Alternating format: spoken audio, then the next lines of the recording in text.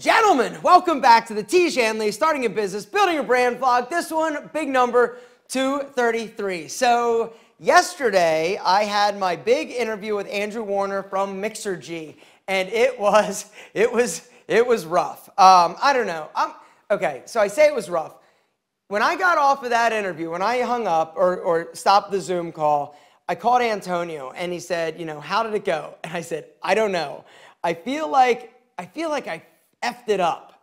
And I'll tell you more. Hold on. Before I get there, I got to tell you about the piece of content that the Tiege Hanley team put out this week. It is all about helping you remove acne scars. It's a video. If you missed it, guys, that will be linked down below. And if you're not subscribed to the Tiege Hanley YouTube channel, what the hell are you doing with your life? And why don't you have that notification bell turned on and ringing? All right, let's just put it out there. Every week, we're putting out hard-hitting content, a vlog plus a piece of incredible content. It's up to you. It's your loss.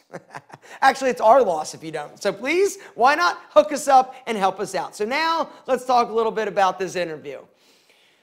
So, where to start? So, Andrew Warner is an entrepreneur. He was incredibly successful at a very young age. Like 23 years old, he had a company doing like I think it was like $30 million or something crazy. Super successful. I think he sold his business. And what he's been doing for the past few years is interviewing entrepreneurs. He wants to basically help other entrepreneurs, kind of like this, but on a bigger macro scale. He does interviews of all these entrepreneurs, everything from people like me to, you know, super big, like, you know, impressive people like Seth Godin and all sorts of amazing entrepreneurs. I mean, literally, he's done like 2,000 interviews, and it's just ridiculous. But what he is known for, and what I was prepared for, I thought, was for him to come at me and ask me some really hard questions in terms of like my business and finances and things of that nature. And so I was all prepared for that. I had all my notes laid out. I had all my, you know, percentages, and okay, I got this, I got that. I was ready because Antonio Centeno actually knows Andrew. Eric Banholtz from Beard Brand had been on his podcast. And when I told Eric that I was going on, he goes, dude, that was the hardest interview I've ever done. I'm like, hardest interview? Really? And so right away, I was nervous.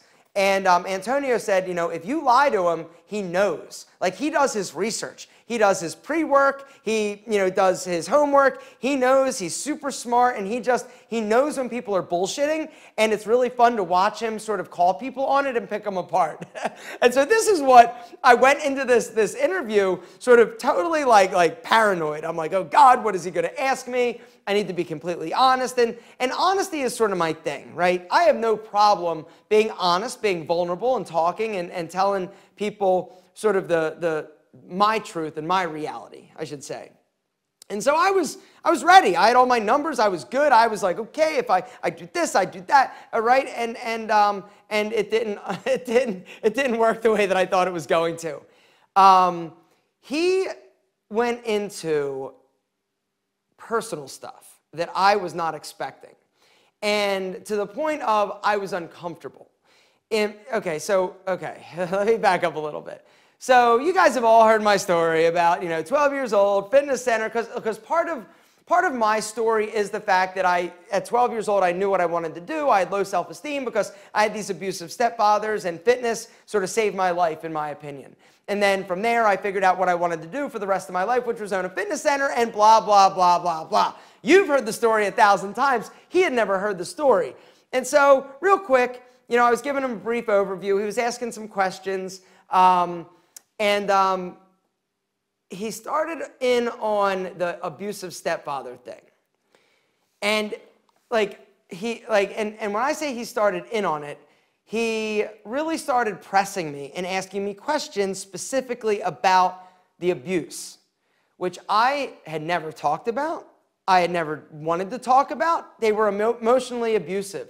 And to be completely honest, I've blocked a lot of the things out. And that is one of the byproducts, you know, and this is something where hopefully you have no idea what I'm talking about. But oftentimes, if you undergo traumatic experiences in your life, especially if you're a little kid, your brain has the ability to sort of like put up a wall and to sort of like shut it off and like compartmentalize it. And so my first stepfather, I really to be honest, I can't really remember him that much. And it's not that I was like an infant. I was in like, what grade was I? Like second grade to like fifth grade. And so I was young, but I wasn't that young. I don't remember him because I blocked that point of my life. part of my life at all. And then my second stepfather, I was older, and that's when I really started to kind of like understand and really started to, regress in terms of my ability to communicate and stand up for myself. And so I never talk about that. I never really care to talk about that. But he started pressing me on that, and I was not prepared. And apparently he could tell that it made me uncomfortable. Because when we were finished the interview, I said, yeah, Andrew, the only time I really got uncomfortable was when you started asking me about my stepfathers. And he's like, yeah, I could tell. And so that's why I wanted to go a little bit deeper. I'm like, oh, great, thanks. Right, okay, let's talk. Let's rip the bandages off, or the scars, I should say. So we hung out, and it was early on in the interview that we started talking about that. And right away, I started thinking in my head, I'm like, okay, crap.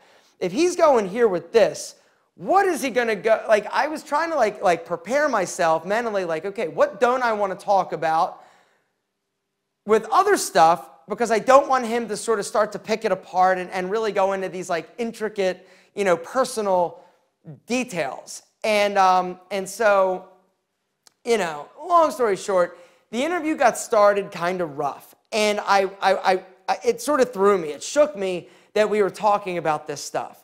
And so we got through that, and he started asking me all sorts of other questions. And I thought going into this interview, it was strictly going to be about starting a business. I thought the business that he was going to talk to me about was Pete and Pedro. Because Mike Levy, my marketing guy, Pete and Pedro, he's the one that reached out to Mixergy and said, hey, you guys interview entrepreneurs. Aaron Marino has a really cool story. He has a bunch of different businesses. You should consider having him on your show.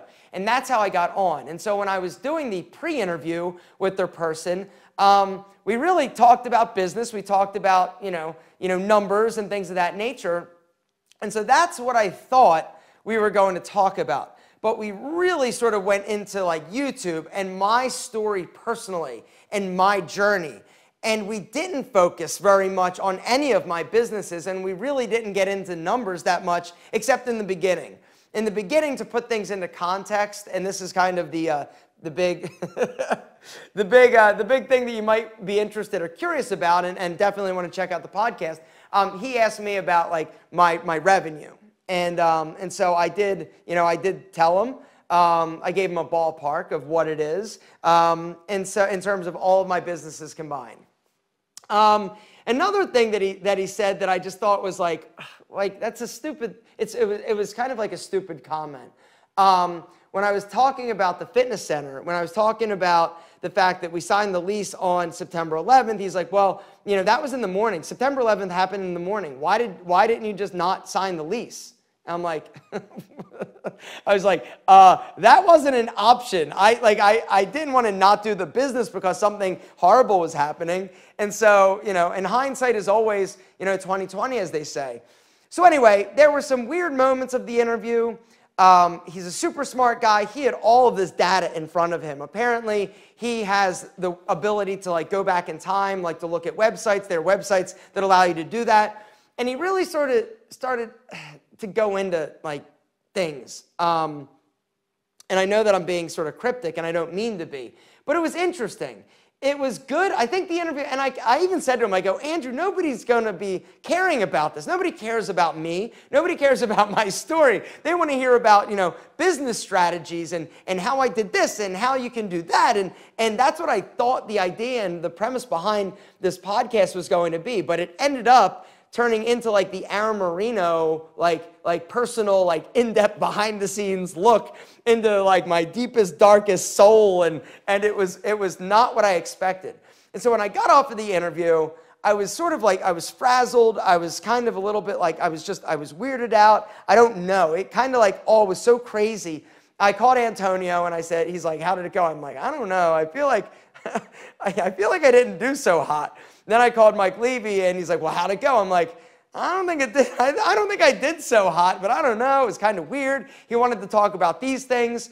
And so one of the things that happened is with Zoom, I recorded it. He asked me to record it. And so I have a copy of the interview on my desktop, and he had me upload it and send it to him. And so I was telling Mike about this, and I said, you know, do you want to watch it? Why don't you watch it and give me feedback before I say anything else? And he said, okay. And so I uploaded it, and I sent it to Mike. He watched it and said that he thought that I killed it. And that he thought that Andrew was genuinely like interested in me, which made me feel a little bit better. I then watched it today, and I still am like, I don't know. I don't know that anybody's going to find much value in it, to be completely honest. But it was fun, and hopefully this leads to some other opportunities for me in terms of other podcasts, because Mixergy is consistently on like the top business entrepreneur podcast list of like everybody. And so this was like a big deal for me, and it was great. It was exciting, I guess, but I don't know. So I will definitely let you know, guys. I don't know when it's coming out. I didn't ask because I was just ready to get off the phone or get off the interview. But I'll definitely let you guys know when it's out, so you guys can check it out, and you can let me know how you think I did. Now, gentlemen, let's get into some of your incredible business questions from last vlog. Remember, guys, this is a business vlog. If you've got a business question about anything, just please down below start it with business question and ask your question. Each week we try to answer a few of them. The first business question from our friend Crackham? Crackham, what's up, brother? Crackham, I like that. I probably just butchered the name. Anyway, do you think you would ever try to make your own gym again? The answer is simple and no. No, I'm done with that. But thanks for asking. I do not wish to do that anymore. Next business question comes from Sean Sagador. He says, when you're approaching people to talk about your service, how do you make them take you more seriously, as I'm only 18 years old, but I do look younger, and they think I'm young and I still am in school? So, great question, and congratulations. Like 18 years old and you're already like trying to talk to people about your business? Gentlemen, that is ridiculous. I wasn't that smart when I was your age. I was a dummy, right? I was like, I don't know what I'm going to do. No, I don't know if that's exactly how I came across, but I assume it probably was. So looking young is something that I have always been aware of, especially when I got out of college and I was starting to go down my entrepreneurial journey. I always was aware that I looked a little bit younger. Now, I don't look like I'm 12, but you know, I looked young. And so being a young guy, you want to be taken seriously. And so I would try when I knew that I was going to be talking to somebody that was older than me, or I was going to be discussing something business related, I always tried to make sure that I was dressed the part. I didn't dress like a young punk. I dressed a little bit older. I tried to make sure that I wasn't too like over the top. I would take out my earrings. I made sure to look people in the eye. So here's the thing. When you are wanting to be taken more seriously, whether or not it's for a business, it's for a relationship, it's for whatever, the things that you can control, right? You can't control the fact that you are young. You know, that's awesome. But one thing that the internet and sort of like this whole like tech entrepreneurship has taught us is that just because you're young, this doesn't actually mean that you're not going to be taken seriously.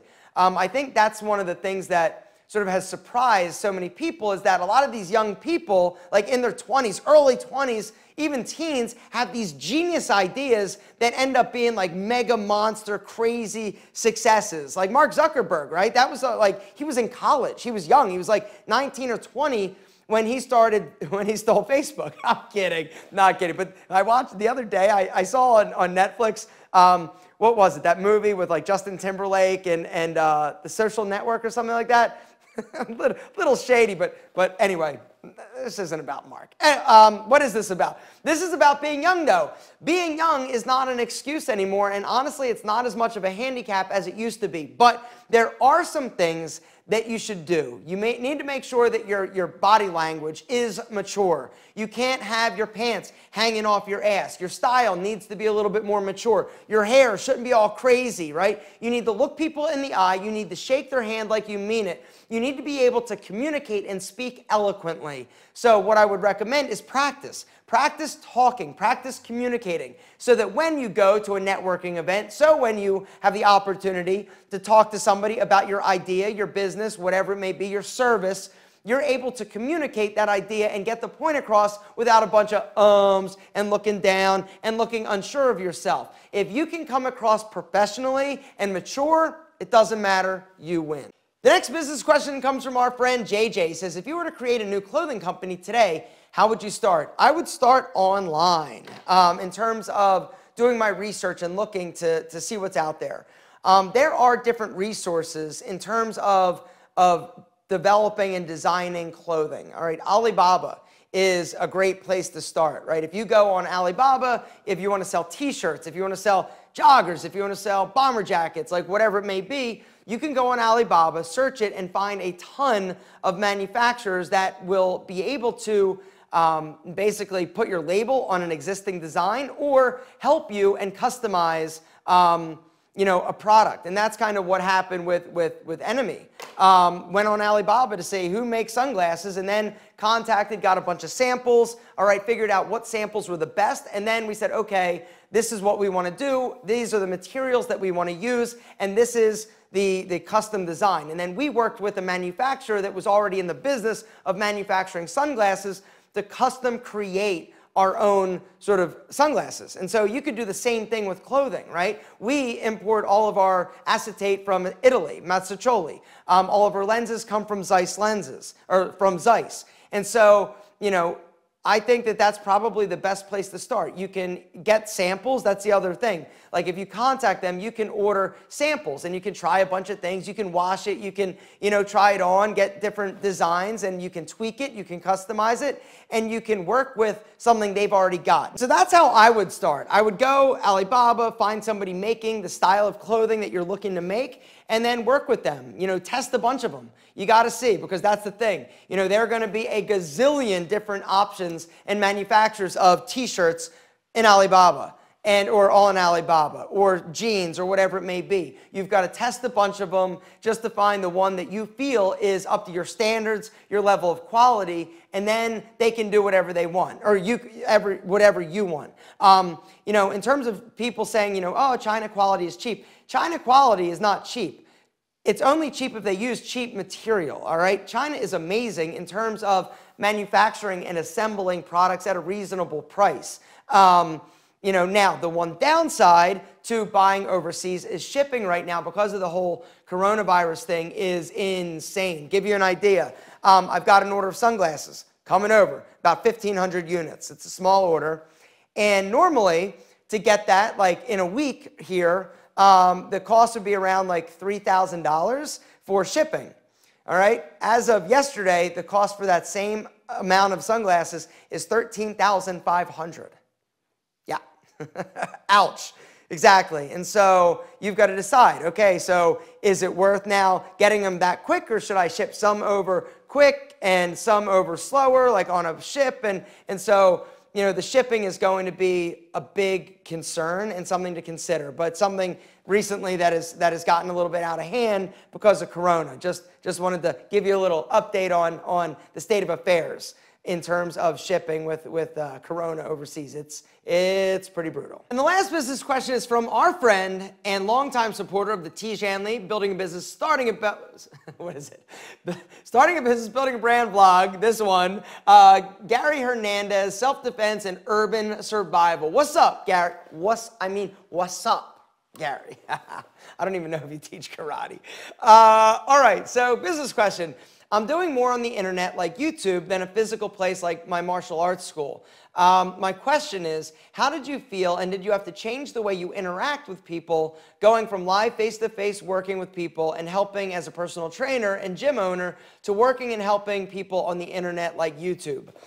So the question is, when you have and when you're used to working with people like face-to-face, like in person, providing a service, is it different when you actually start to communicate, through this medium, the internet?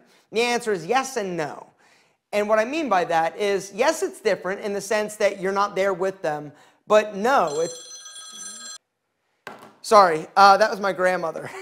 They got her a cell phone. So my grandmother, Nana, has coronavirus, and she's 94 years old. And so, I think it's going on like around like 15, 16 days. Her fever is in check. Her blood or oxygen level is pretty good.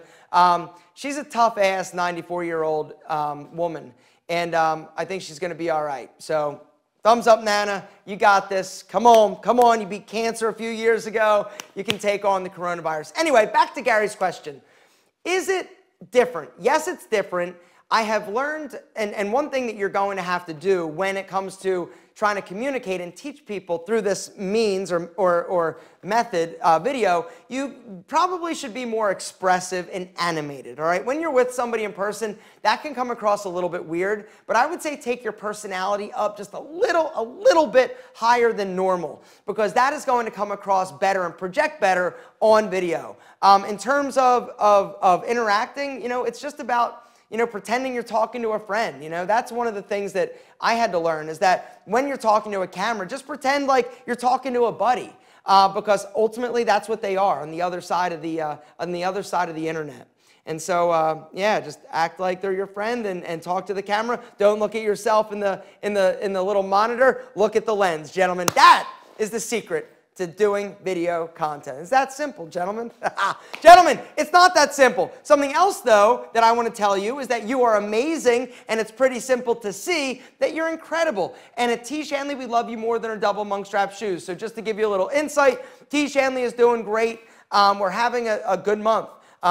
We're having a really good month. And I think it has to do with the fact that we are selling skincare, that people are still taking care of themselves. The Dropbox was an incredible success. If you guys missed it, guys, I'm going to link to the Dropbox down below. It comes with your wash bar, your scrub bar, your face wash, not to mention that really cool like bamboo soap holder. People have been loving that. You can buy it if you're not a subscriber. You can also buy it, though, for a discount if you are a Tiege Hanley member through your dashboard. Gentlemen, go to your dashboard, check it out. We've got a lot of products now that you can simply add to your box, including hand sanitizer, lip balm. We got anything and everything you want, and we are constantly developing new products. Down below, guys, what products do you want to see us come out with next? That is the question. Is it deodorant? Is it sunblock? Is it a body moisturizer? What is it? What do you want us to get for you so we can help you, help us, help you, help us? Does that mean? I don't even know what the hell I'm saying. All I do know is that we love you more than our double monk strap shoes. I hope you're safe. I hope you're healthy. And I hope you're dealing with this bullshit stuff, AKA the coronavirus. I know Nana, my Nana, 94-year-old Nana, is doing her best to kick its ass. Guys, stay safe. I love you. I'll talk to you soon.